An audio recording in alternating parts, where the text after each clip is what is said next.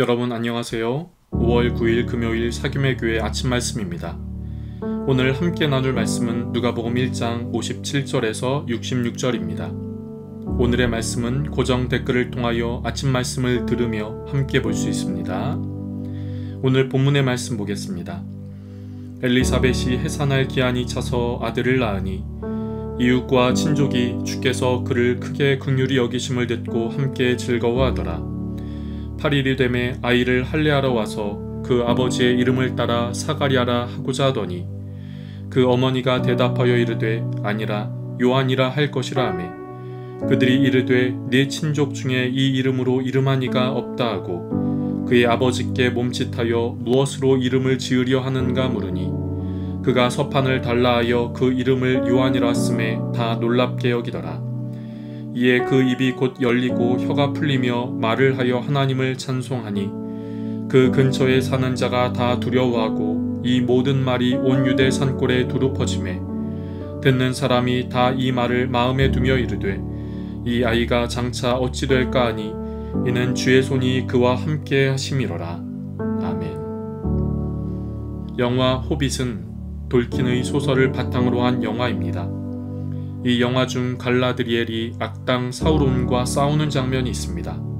그런데 여기서 이상한 일이 생깁니다. 갈라드리엘이 너는 여기서 아무런 능력이 없다.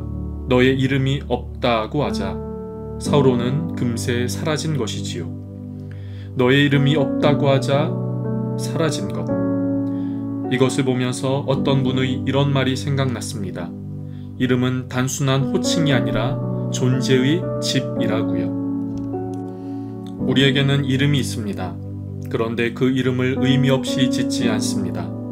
이름을 지을 때는 귀한 뜻과 의미를 담아 이름을 짓습니다. 오늘 본문에는 한 아이의 이름을 정하는 모습을 보여줍니다. 아이의 아버지는 사가랴, 어머니는 엘리사벳입니다.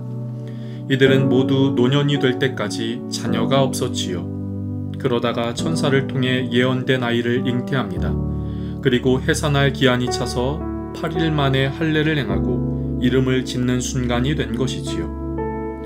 당시에는 자기 가문의 조상 중 전승되는 이름이나 사회적 명망이 있는 이름이나 존경을 받는 사람을 따라서 이름을 짓는 것을 자랑스럽게 생각했습니다.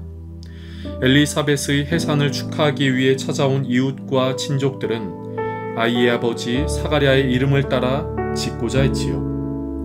그런데 그때 엘리사벳은 그 이름을 요한이라고 하자는 것입니다. 그 이름은 가문 중에 없었기에 많은 사람이 의아해했습니다.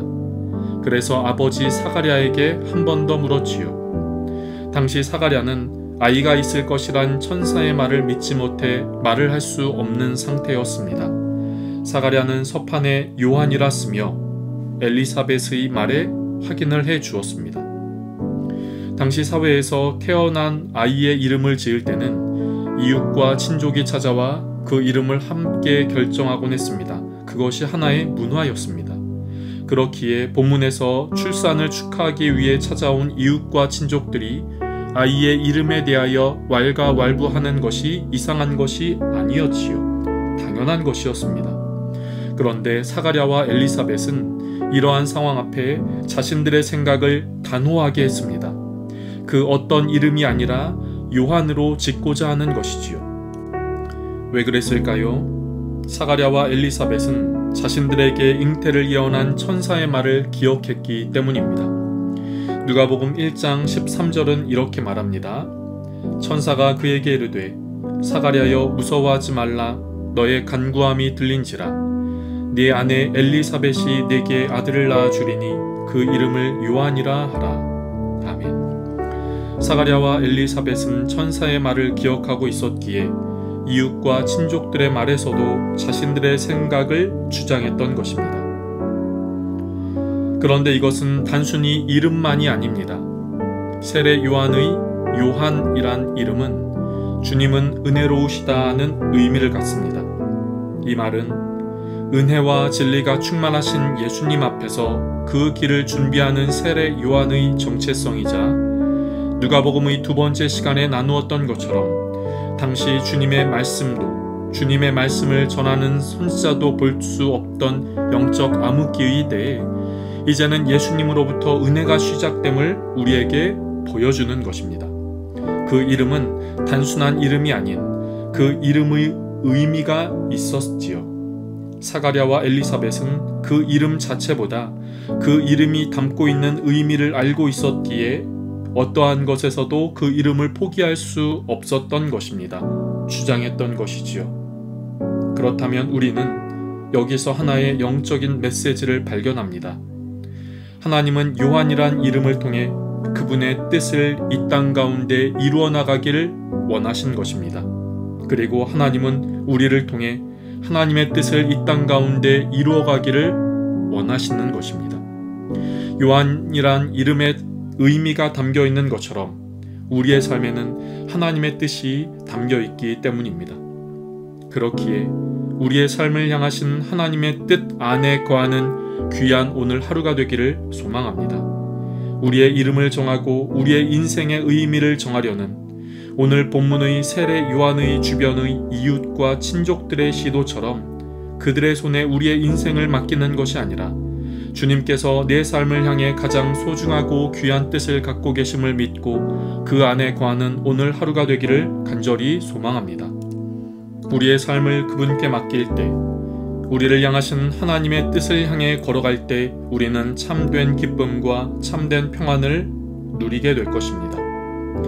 김춘수 시인의 꽃 그 시의 일부분은 이렇게 말합니다. 내가 그의 이름을 불러주기 전에는 그는 다만 하나의 몸짓에 지나지 않았다. 내가 그의 이름을 불러주었을 때 그는 나에게로 와서 꽃이 되었다. 우리들은 모두 무엇이 되고 싶다. 너는 나에게, 나는 너에게 잊혀지지 않는 하나의 눈짓이 되고 싶다. 함께 기도하겠습니다. 사랑하는 주님, 오늘도 우리에게 귀한 하루를 허락하시니 감사합니다.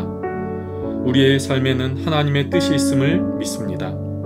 그 누구도 의미 없이 하찮은 존재가 없고 우리 모두는 하나님의 보배롭고 존귀한 뜻 안에 있음을 믿습니다. 우리가 그 뜻 안에 거하는 삶이 되게 하여 주옵소서. 주님의 진정한 뜻 안에 거하며 주님 안의 참된 평안과 기쁨을 누리게 하여 주옵소서. 오늘 하루를 주님의 손에 맡겨드립니다. 주님께 삶을 올려드리는 모든 심령 안에 간섭하시고 역사하옵소서. 기도하는 것은 우리의 삶의 걸음이 가야 할 곳과 가지 말아야 할 곳을 분별하게 하시고 해야 할 말과 하지 말아야 할 말을 분별하게 하시며 나아가야 할 때와 멈춰야 할 때를 분별할 수 있는 지혜를 허락하여 주시옵소서. 오늘도 우리와 함께하기를 원하시는 주님, 우리도 주님과 함께하게 하여 주시옵소서. 감사하며 예수님의 이름으로 기도드립니다. 아멘. 여러분, 오늘도 주님 안에서 복된 날이 되시기를 주님의 이름으로 축복합니다.